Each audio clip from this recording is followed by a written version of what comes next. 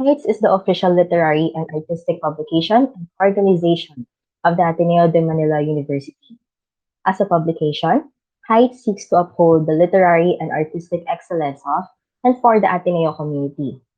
To tell us more about HEIGHTS, we have invited Gewell Lorin. Is that right? I hope that's right. Jewel Lorin is currently the Associate Editor of HEIGHTS Ateneo in its 68th year, although currently an undergraduate taking BS Applied Physics with Material Science and Engineering. Art and literature have always been their passion. When not working on their theses for the organization, they like to play with their cats while reading manhwa and fan fiction. So let us all welcome Jewel Lorin.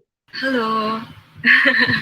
Thank you so much for that warm introduction, Teacher Ali. And I apologize in advance if I may sound congested. I um, have gotten a cold just this morning. But I will try my best to, I guess, sell to you HEIGHTS Ateneo. I heard that a lot of you are looking to join Ateneo this year. I mean next year.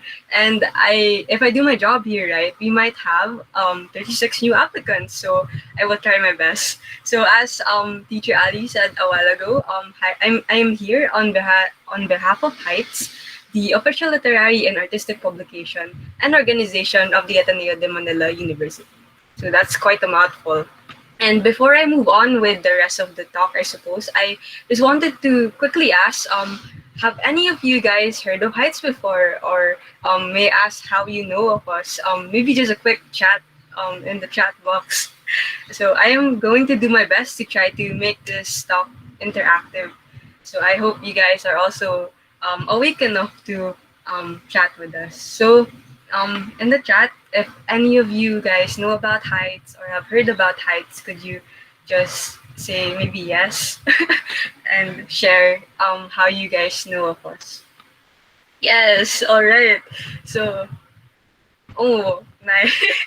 Thank you so much for all these kind words. And I also remember and fielding a question from our Facebook page about someone interested to applying to our writing workshop. So I'm so sorry that only the college students so far can join. But hopefully next year when you guys join, you can, be one of our fellows. We really are enthusiastic about freshmen especially because, potential. So, thank you for sharing. I will be sharing more about HEIGHTS in the following slides for those who haven't heard about us. So, I hope you guys don't feel left out. In the next slide, just a recap. I am G. You can just call me G because it's easier to spell, I suppose. And I am the current associate editor of HEIGHTS. So I'll explain later, I guess, what that means. But why I was chosen to represent HEIGHTS in this talk is because I oversee the folio mainly. So that's the thing I'm holding over there. And I have an intimate knowledge of how exactly a work or a piece of art is determined to be, I guess, publishable by height standards. So I hope you guys don't get intimidated. I am here to maybe disperse some myths about the process. So I also have been the editor of the Filipino stuff in particular. So later on, you will see that I have a particular bias towards Filipino works. So I hope you guys won't be intimidated by that either. So in the next slide, uh, just a quick picture. So this is the editorial board of HEIGHTS currently, and they might be the ones who you will be interacting with next year. So that's me on the upper left over there.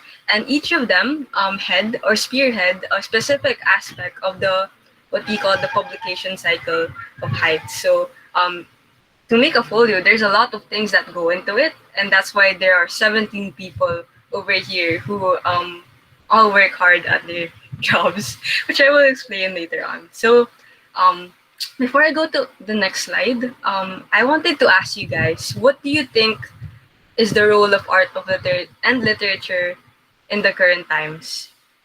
Just a quick, why do you think we still need art and literature? We have science, we have, I guess, technology. Why is it still around? So I'm interested in hearing your thoughts. I guess for me, while you guys are still thinking about it, art and literature have been escaped an escape from my course. So I'm a physics major, and sometimes it gets to be a bit much. And art and literature, as Jeronino, sorry if I don't pronounce it correct, art and literature can be a form of personal expression. But and according to Regina, it's also a different way of understanding. Yes, that's very true. When you read so much different art and literature styles, you see sort of into the brain of the creators. So an expression of one's ideals, escapism, but providing truths. Okay, so all of that. Wow, you guys are ready. So in the next slide, let me just tell you about Heights. So Heights, as a historically, wasn't really Heights when it started. So we are actually a sub branch of a news and literary magazine in the original campus back in 1953. And after a series of events, martial law, the digitization age, sorry, um, we evolved to become what is known on the campus as the Coalition of Publications. So, aside from Heights, which is one of them, there's also the Guidon. You guys might be interested if you're into journalism. It's a school newspaper, and Matanglawin, a literary magazine which expresses very outright opinions on current social issues. So these all just embody the different ways we still see how art and literature is relevant today. But Heights itself has a legacy of responding to socio-political realities through excellent art and literature. So what we do is through all of our projects and through everything we publish, we try to respond to issues around us. So examples of that could be the death of art and literature. So fancy sounding, but yun nga, I asked earlier, what do you guys think is the reason why art and literature still survive up to this time? So there's also the ongoing debate about art for art's sake versus art and politics. Is art and literature really divorced from its context? How do you know the worth of a piece, of a poem, of a painting? Do we look at its formal elements, or do we also look at what it's trying to do? Um, the fourth bullet point is, I guess, something that's connected to our Atenean background. I mean, we can't deny that we are in a position of privilege, and we have to see how that interacts with how we look at art and literature. And in the recent years, we have had dwindling Filipino works. So I didn't put that there just because I'm biased to Filipino. It's a very real problem in Heights right now that English works have at least three times as much submissions rather than Filipino work. So it's something we feel must be talked about. So Heights today, in the next slide, um, is still responding to our current context, especially now that we're in a COVID pandemic situation. I guess sorry about that. The current administration isn't as ideal as it can be. So currently, on its 68th year, we are guided by distrust. We want to embolden the conscious creation of art and literature in times of upheaval. So it's a very big, what do you call this, statement, but it's something we try to embody in every single project, in every single folio we publish. So we always ask, if we do this, how are we helping to make people more conscious of the power of art and literature, especially in these sorts of times? So again, since we're a publication and not just an organization, we have to remember that we're just a platform essentially, because what we say is supposed to mirror what our audience is also saying. Because we accept the works from you guys, it's not really us who creates them. We just try to give them voice. So ayon, I hope you guys I mean, it's a serious topic, but I hope you guys also appreciate how um Heights art and literature isn't just art and literature. It's always connected to the context. So just to it became serious for a while there, but just to bring it back to the recruitment part joke, I wanted to ask you guys, what are the art and literature orgs here in ASHS? I've heard from my friend, you might know him, he's an alumni from you guys, Nico Santana, that you have the Pugad Literary Folio, but do you have other organizations that are sort of connected to what we do?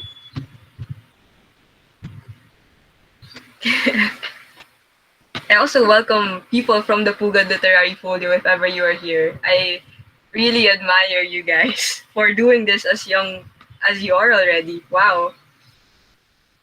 So since it's a bit quiet, I am um going to assume that maybe it's too much of a specialized org.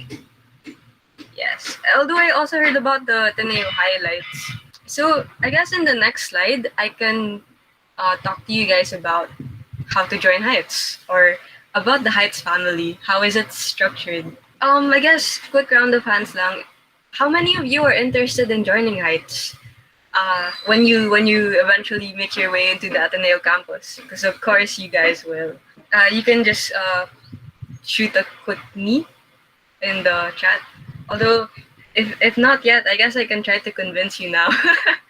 I'll try to tell this from my storytelling point of view. So when I was a freshman, I actually applied to two staffs of Heights. So Heights has six staffs divided into two arms: the deliberating staffs and the organizational staffs. Um, as a as a literature nerd, kind of, I applied to both Bagwisang Filipino and English. Although of course, sadly, I only got into Bagwisang Filipino. Um, so as a member, when you apply to one of the six staffs, you essentially join what they do in their own role in the publication cycle. For example, the deliberating staffs, art, Pagwisan, and English, will sort of screen. They're in charge of screening in the works that we accept into our folio. So that's a very difficult and big job. I will explain later why. The organizational staffs are the ones that are in charge of making things happen, I guess. Making the final products, for example, our folios and our projects. Um, the the people behind that are the organizational staffs. And I guess after a year or so, for example, me in third year, you can graduate or you can apply to become part of the editorial board, which is again in charge of just overseeing our entire projects and the publication cycle. So actually, here with me today is our editor in chief, the big boss, the president of Heights, Miss Sofia Gama, and also with me is the managing editor for external affairs, Miss Gian Butalid. So, um, Miss Zof is in charge of determining the direction of Heights as a whole. That's a really big job. And as associate editor, I am in charge of assisting her with that, but and also overseeing the deliberating staffs. So that's why, I have an intimate knowledge of how works get into our folios. And Ms. Gee is in charge of external affairs. So that's the reason why we're here. She's in charge of partnerships and also overseeing the organizational staffs. So that's a lot of work, can I just say? Aside from that, there's also the managing editor for internal affairs, the person who tries to make sure we're still a family despite all the work we do. And finance is, of course, the money guy because we are one of the few, I guess, funded organizations in Ateneo, and we take that very seriously because, it's the students' money that we're handling. So I guess with that introduction, I wanted to ask if you were going to join Heights, which of the six staffs would you be interested in joining? Like, which of them look intriguing? While you guys are thinking of that, um, I can kwento now that our EIC right now is actually from the art staff. So it can be from any staff. As long as you know Heights in and out and that you love it, you want the best for it. Miss Gee was from production, and that's why, she's now the editor for external affairs because she intimately knows all of our projects, and she's had experience with dealing with partners, I assume. Yes. Oh, I see someone's interested in internal affairs. Nice. So yeah, actually it's one of the funner parts of the job because you're able to plan things like tambay weeks and field trips for our members so that they feel at home in the organization despite everything that we have to do to create our folios. Oh my, I see a lot of people interested in production. That's interesting because I can honestly say I learned a lot of my management skills from just watching how the projects come about. And English, of course. That's not surprising. Although I had to warn you now, it's a bit difficult to get into English. I mean, personally, I was also rejected. Oh, I see art people. English reproduction. I see the bias here.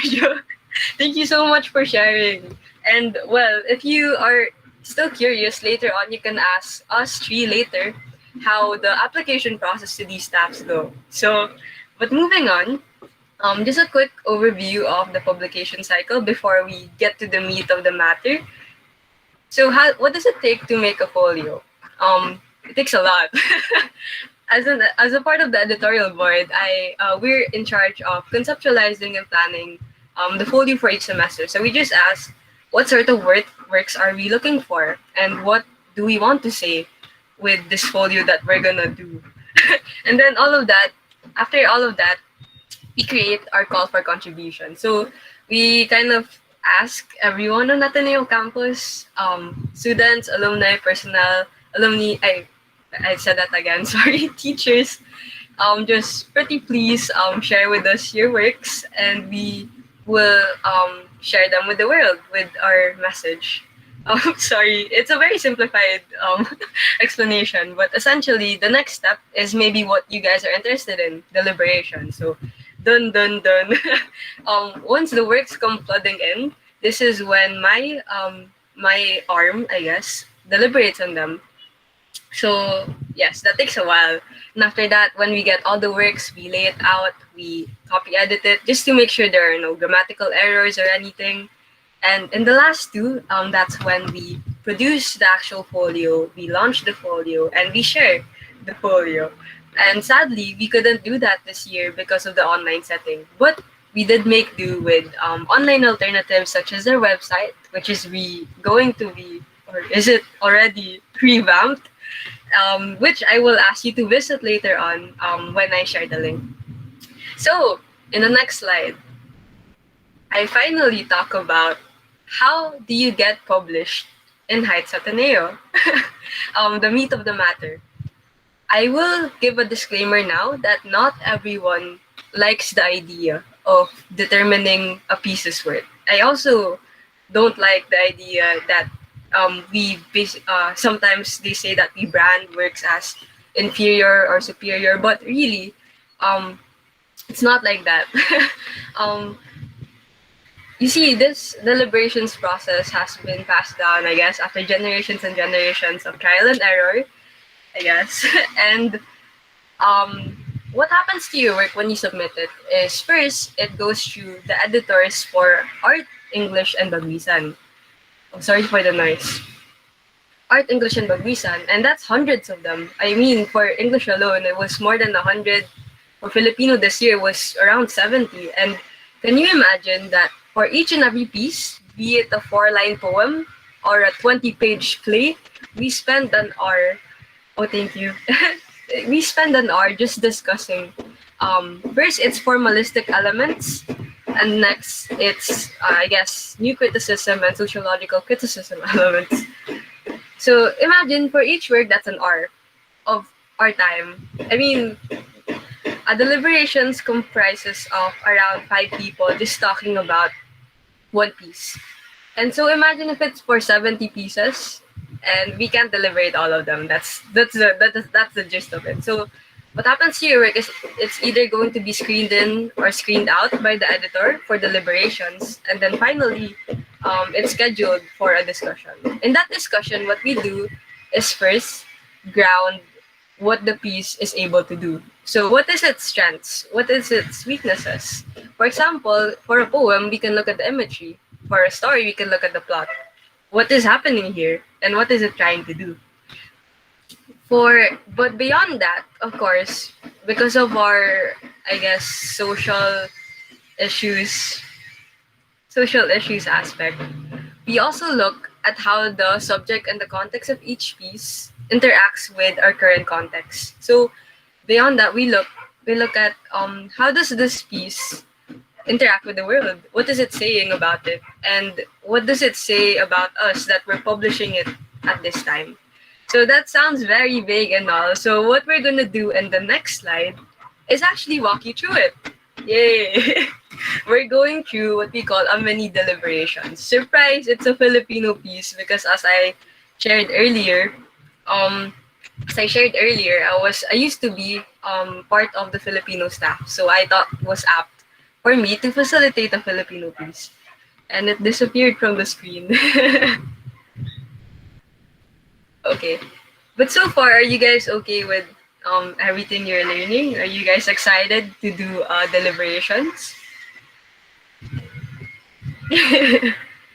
I will hope you are. I hope you are. So in a deliberations, what usually happens is first, for example, this is a poem submitted to a folio 3 years ago. Um, Submitted to a poem 3 years ago during the time when there was still the issue of Marcos and libingan ng mga bayani. There was still the issue of Duterte's rampant, actually the starting point of Duterte's EJK, um, all of that political issues, etc. And so you can see the sort of environment we publish this work in. So with that, first we start with reading the poem. I would usually ask someone else to do this, but since it's a bit sudden, usually your staffers are given a week to prepare. I'll read it muna. So Hibaku Jumoku. Quote, Hibaku Jumoku, also called survivor tree or A-bomb tree in English, is a Japanese term for a tree that survived the atomic bombing of Hiroshima in 1945. Mula sa Wikipedia. Huwag akalaing ang aming pagtuboy, isang talinhaga ng inyong pag-asa, na lumalago rin sa sugatang puso't nagpapakatayog sa gitna ng dusa. Pagmasdan sa halip ang aming katawang, ginahis ng bomba at hinagkis ng init. Nagdilig sa ami abot karahasan, ang pataba nami ang apoy ng galit. Tignan kami, tao, at inyong tantuing, di kami pag-asa, kami pagkalipol. Kami nga ang bunga ng diwang malagim, inihasik ninyo't ngayoy sumisibol. At sisibol kami may iwan, hanggang sa dumating ang bagong digmaan.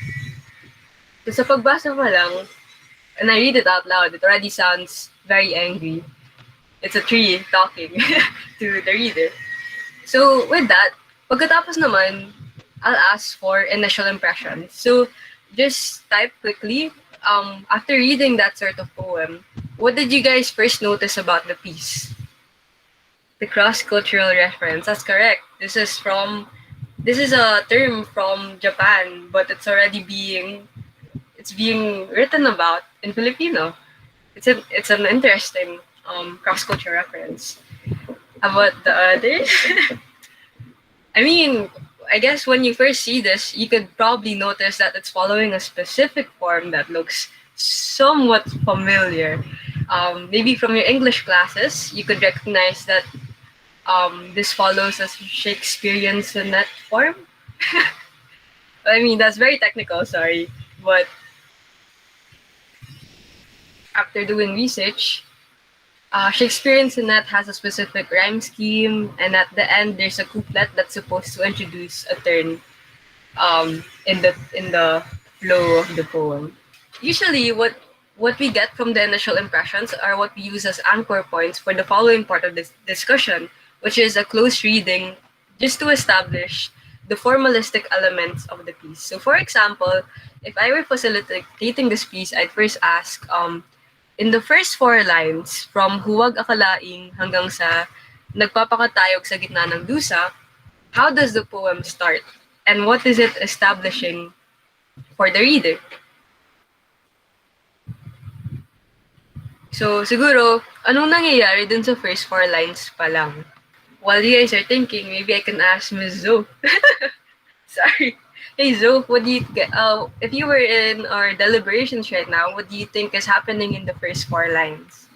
In the first four lines, you'd notice how a lot of the words used, such as sugatang puso and gitna ng dusa, really depicts the stark imagery of suffering. And we find this very apt in a way that the poem Hibaku Jumoku consistently is framed within a war motif. We can see this actually wrapped up by the end, as well, where the author closes with Bagong Digmaan. And yeah, I could see this as a very apt opening to the poem, developing towards that close nga. Okay. So don't be intimidated if some of the words we use are a bit technical. Actually, if you were in a Bagwisan Delebs, we'd say, hala, sobrang nagdudusa yung nagsasalita. For example, sobrang nagdudusa yung salita. It can be as casual as that, so long as people are contributing to the discussion. Yun. And in the close reading, what we try to establish is the dramatic situation, the images used, who is the persona, and tone is established through what tone is being established through the words being chosen. Yes. And in that after that close reading, for example, at the very end we finish the last two lines. We try to ask, so what is this poem doing? Ano yung project niya as a poem? So you guys can comment even after the discussion is done. Pero Ms. Zof actually brought up the fact that it has a lot of war motifs. So it could be a commentary on on on that. In the Philippine context, we can also look at how this could be a commentary on yung issue ng resilience, di ba? Being um, idealized. Like, uy, Filipinos always survive disasters. That's amazing. But, that doesn't take away that it's a really gruesome thing sometimes. So there are many things that you can get from the close reading alone, and that's why it takes an hour for every discussion, no matter which piece it is. So yes, how our suffering is romanticized. That's really good, especially for this. This tree is outright telling humans, don't romanticize our survival. It's your fault or parang ganon. So that it's a really nice piece, and I this is why a lot of staffers actually love deliberations. So after that close reading, we now criticize how it does its project. So we know that this may be a commentary on romanticization of suffering. So una, you can ask, was it needed to put it in this kind of form? Why did it use a Japanese term to do this project? What do you think about the images being used? Could there be other images used? You could tell this perspective from, for example, a disabled. I mean, sorry. I mean, I don't want to offend anyone, but you can also tell this perspective from someone who is maybe disabled and his suffering is also being romanticized. What does this sort of thing add? Yes. So for writers there who want to be established, make sure that you take points on what the things we look at in heights. So after that, okay, we establish the project and how well it's doing that project. We go to the second part, yung sociological criticism. This poem, in this sort of time, what does it say if we publish it right now? So I can ask you guys, what do you think was Heights trying to do 3 years ago during the time of all those political issues when it published this poem? How do you guys think how do you guys think this poem even applies to our current context? Actually, that might be easier. People reading this poem right now, what do you guys think they will think when they read this kind of poem? There was a issue of them being, what do you call this, being denied, the what happened to them being denied by one of the major organizations. I'm not quite sure, but yes, that was also probably a factor in in how this poem was chosen as something that could give good commentary on the current context. Oh, to be trying to represent the voices of the people. Yes. Yes, so this could be a literal representation of the voices of maybe even Filipinos who are just commenting on the government. That's a common this how a common deliberations goes. So it usually goes on for an hour, of course. But since we only have around 15 minutes, I will go to the end of it. So after we discuss the form, the its ability to use that form, and the sociological discussion, we go down to the voting. So when we vote on the piece, I mean, it usually goes either we accept it, we decline it, we accept it with revisions. For example, if we notice some spelling errors, etc. Or if we really want to fight for the potential of a piece, there's one line that we feel made or break the entire piece. There's maybe an image we'd like to just slightly correct. That could also we could also return it to the author. Just ask them, your piece is on the verge of being accepted, but you wanted to ask if it's okay to just fix this one tiny thing. But yes, as much as possible, we try to give justice to the piece in every deliberations, and we also try to think of how it would come up in our folio. So, we finished one deliberations, and thank you so much for those who contributed. To make the discussion more rounded out, siguro, I'd like to call on Ms. Zopi, our EIC, a former art editor, to facilitate one more piece. This time, it's an art piece, just to show you that we're not just for an organization for writers.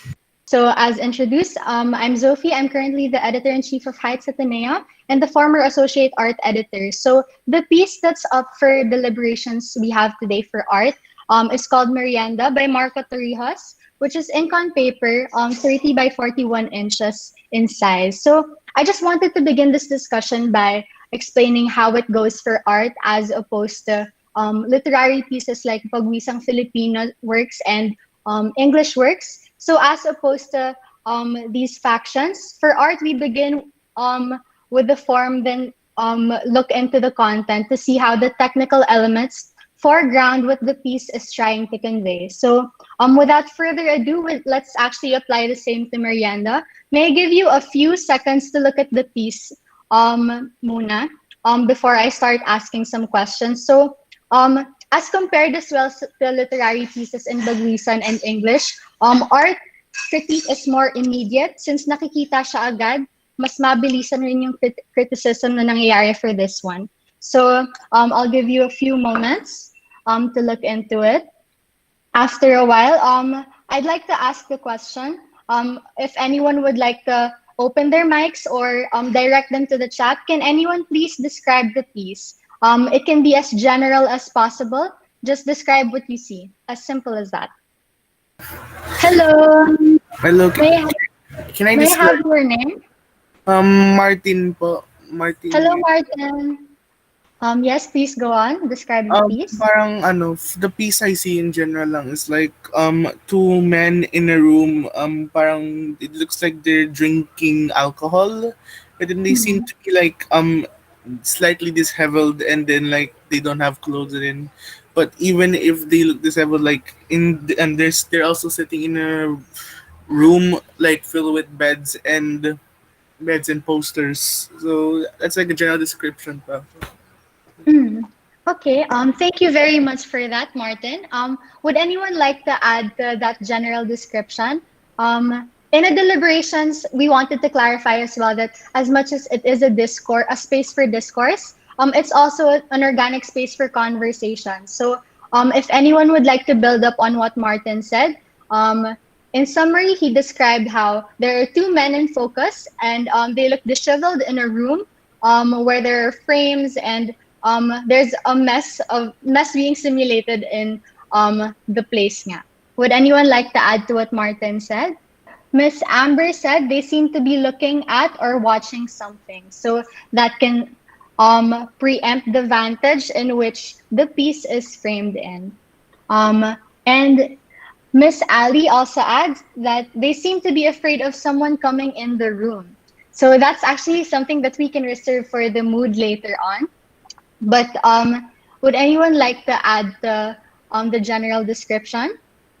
If there are none, we can actually move on to some of the questions that still fall under the technical discussion of the piece. So would anyone like to describe what can you say about how the piece is rendered? So in the art staff, what we usually do when we discuss technique is we look into the most prominent key features of the piece, and use them as entry points to discuss the form. So in this piece, can anyone describe the texture first?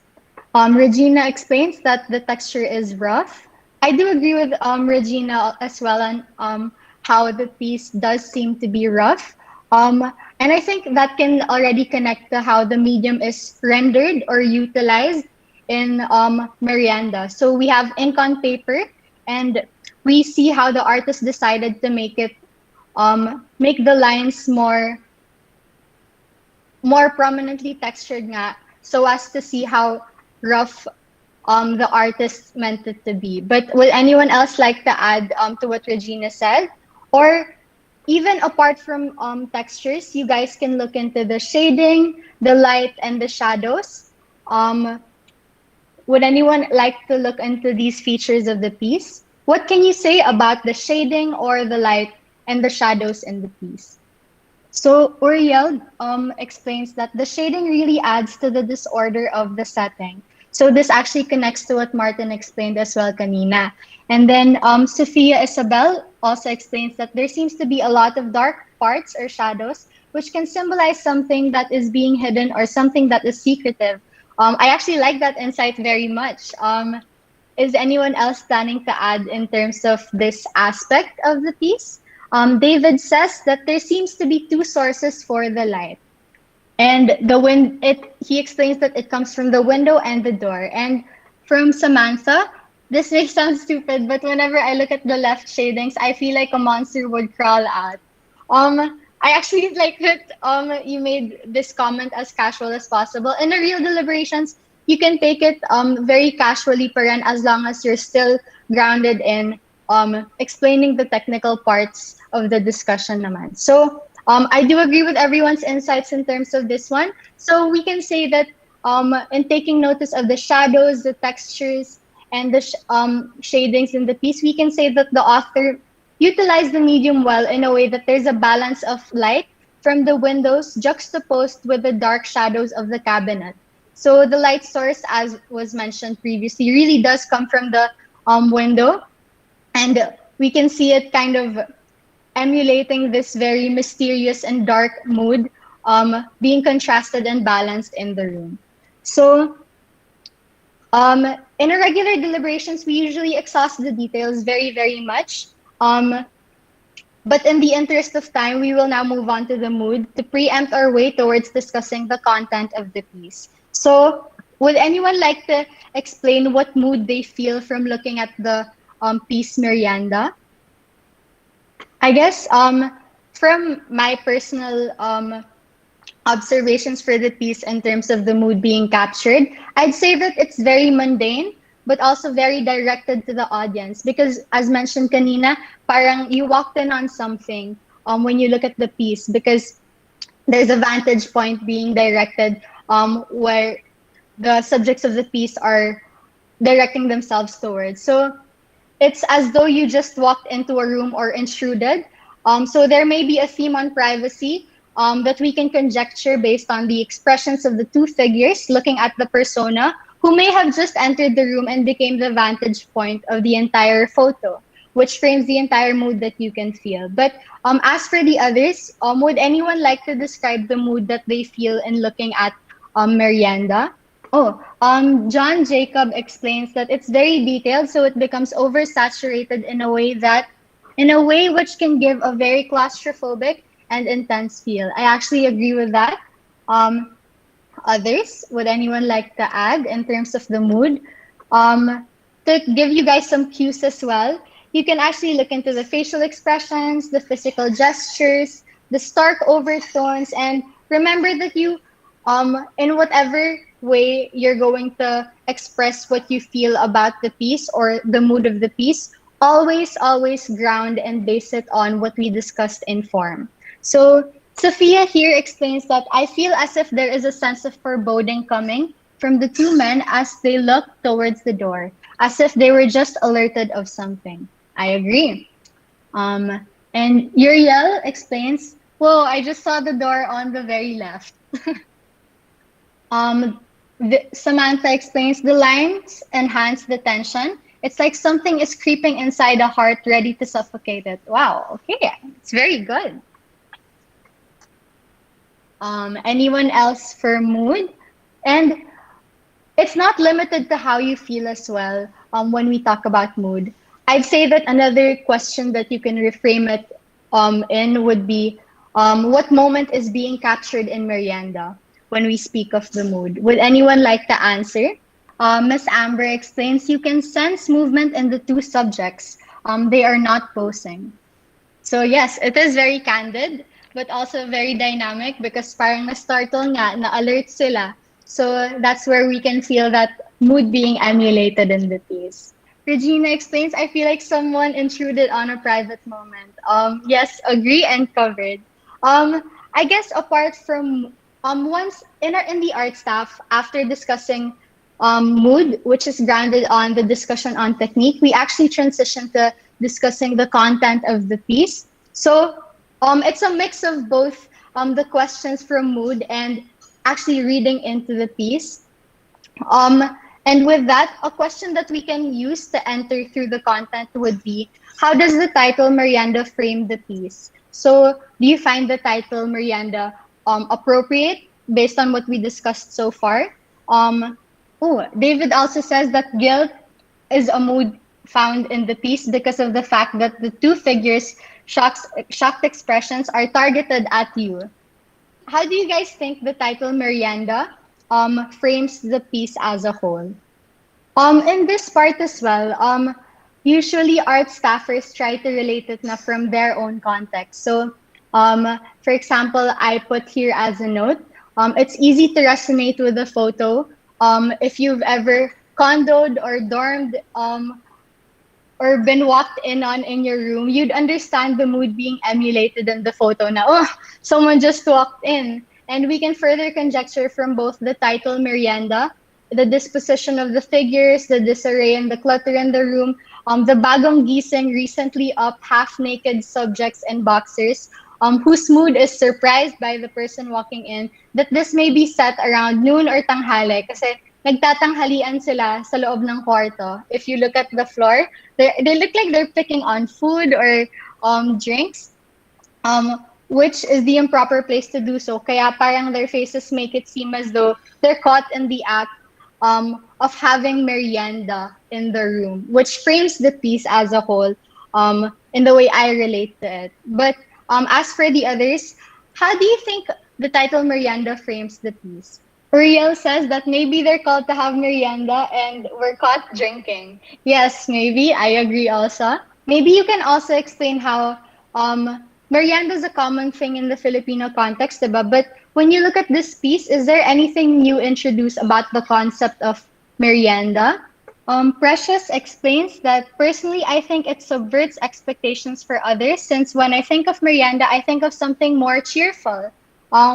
Yes, I actually agree with that. So I like that you brought up it's a very popular term when you do critique, so subversion. Yes, I agree that it does subverts expectations. Regina also explains that it could be that they were having a relaxing afternoon, especially that there seems to be a lot of sunlight and their shirts are off. Tapos biglang may pumasok. Agree with that as well. So in a way, to wrap up everyone's discussions, we can see how it does introduce something new to the concept of merienda, as common as it is for it to be a happy context, happy mood. We see a very new feeling being evoked when we look at this piece merienda in a way na it's more caught in the act rather than a happy, jovial merienda mood. So after we actually cover that part on content, we usually arrive to a voting depending on how the piece was very consistent from its form, mood, towards arriving at the content and the message that the piece is trying to convey. So I guess with that, we can actually close the art deliberations. Oh, sorry. But before that, let's read David's insight. I do think that there's potentially a queer angle to the piece, since in the Philippine context, both drinking alcohol and being gay thought of as sinful things. Merienda then might come from what Uriel said. Thank you for bringing this up. This is actually consistent with what G brought up in terms of new criticism and sociological criticism that we look for in works. And also from alcohol being their merienda. Yes, very taboo in a way. So with that, we can actually wrap up the art deliberations. Thank you everyone for participating. We move on to the presentation. Thank you so much, Soph, and thank you so much for everyone. There's a one last comment. Miranda's a middle ground to help bide hunger between dinner and lunch. Ah, wow, interesting. See, you guys are really getting into the discussion, and I'm so sorry for having to cut it off. But if you join us next year, you'll be able to partake in more discussions such as these, not just for the folio, but also just between friends. Because when you join the staff, it really does become your family.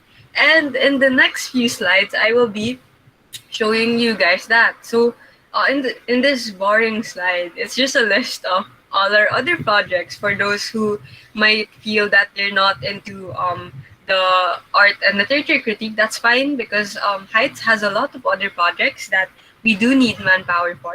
For example, the Heights workshops, as brought up earlier, for artists and writers, which I had asked the associate editor, our creative talk series, Kwentong Pambata, Tambay Week, and all of the other initiatives within the staffs. So I won't I think it's better if I show the pictures in the next slide while I explain.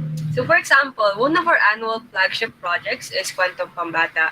How the concept of this project is that um we try to put children's narratives on paper in a children's story, and in its previous forms, we used to ask students to go on outreaches and interact with children from different sectors. For example, the urban poor, those in the hospitals, maybe in public schools, etc.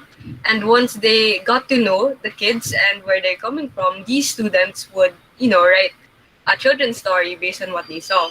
But in the recent years, we realized that that may not be enough. That, instead of writing it for them, why not empower these children to write their own stories? So in the past 2 years, that's what we've been doing actually. In the first year we thought of this idea, we partnered with indigenous children actually, and they have a lot to say. It's really amazing to see their words on paper. And if you're interested in this, you can ask um, Ma'am Gian for the link to our official website for this project and even more details on what we do.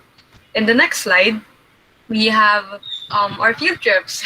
So as promised, Heights isn't all work. We also have a lot of exposure trips to, for example, ALS last year at the top picture, the International Manila Book Fair. The one on the bottom right was our field trip to the National Museum. So I mean, it's all informational, and it can be as casual as just going out for something to eat, etc. But it's really just a way for us to bond with our members over a common interest, which is, art and literature. And the next slide is our just more pictures of our families. So these are essentially our GAs. So on the upper left, that's actually a staff GA for Bagwisan in our publication room where we do most of our operations. The ones in the bottom are our org-wide GAs. So there's a lot of people. And as you can see, we are not scary people. I think, can you imagine that the one on the lower right, they only knew each other for around 3 months pa lang. And yeah, look at that. It's a place where you really just find yourself blending in um, and having fun. The next slide, on a more serious note, I suppose, are pictures, carefully curated pictures of our folio launch. So let's just wait for it to transition.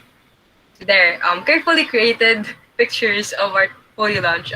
Make no mistake, the folio launch itself is supposed to be a casual celebration of our contributors and of course our staff members who gave their all into just making this pieces of paper bound together in a book. So it's really just where we try to um, discuss with people the works that have made their way onto our pages and celebrate art and literature. So in the last slide with pictures is the workshop. So um, as you may already know of it, on the upper right, that's the Ateneo Heights Writers Workshop. We try to contact established writers and professionals to mentor these fellows one on one on their writing just so they can improve. On the lower left, as you can see, because of the online context, that was the artist workshop where we contacted established artists, creative directors, even graphic 3D animators this year to just give all these fellows the opportunity and networking they need to make it out there in the art world. And on the lower right, sorry, it's a small picture. You might recognize some of your professors actually. Um, Last year, we had the issue of Filipino possibly being removed from the college curriculum. I'm not sure if you've heard of it. And we realized, yes, that's Mr. Kasumpang, and we are very thankful to have him. And we wanted to invite all these different speakers to just give a talk on the importance of Filipino in different fields. So I think Mr. Kasumpang was who we invited for Filipino in the performative arts in the Philippines. So yes, that's my associate editor last year, Iggy. He was the one who was a former student of Circas. That's why we were able to invite him. So, man, that was a lot.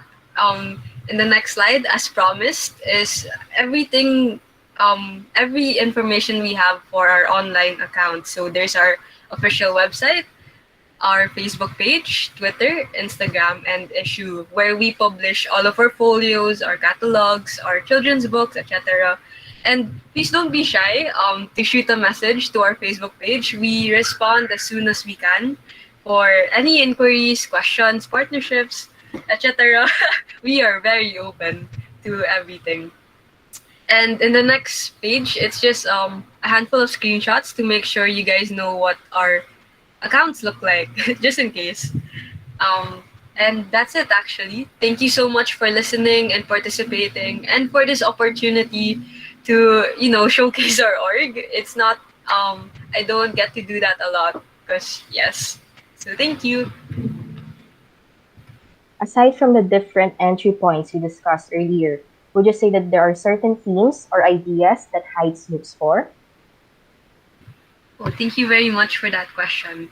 Actually, it will depend on our current team, for example, portfolio. So we sometimes have team folios wherein we already have a predetermined team we want the works to follow. For example, last year we had teams on land and ocean and geography essentially. We also had a previous folio on fear, on politics, etc. So it could be determined by that. But recently we had a teamless folio wherein we accepted any work so long as it was a work of art and literature. So really it would depend on our call for contributions. I'm just curious, can people outside Ateneo po, when it comes to college po, college entries po, are they, can they also be can they also be allowed to apply for Heights even if they're outside Ateneo but they have studied in ASHS or university? From what I know for Constitution, unfortunately, that is we only accept members from the LS community. So hopefully we'll be able to have you in Ateneo, and if not, I'm sure that there's a publication org rin naman in other universities because we do partner with them from time to time. Okay, but is there any planning for like those for applicants from senior high? Oh, we do send delegates to, for example, the ORSEM and for the separate orientations for each course. For example, the creative writing course, etc. Just to brief them on how to, for example, join our org or on what our org does. So don't worry, you'll keep getting reminded of it once you join the Ateneo campus. Okay, thank you po. Thank you. Okay, so I'm reviewing the chat right now. I think there are no more questions. However, since they already shared their Facebook accounts and other accounts for Heights, maybe you can send some of your other questions to their email or maybe their Facebook page. Okay, so thank you, everyone.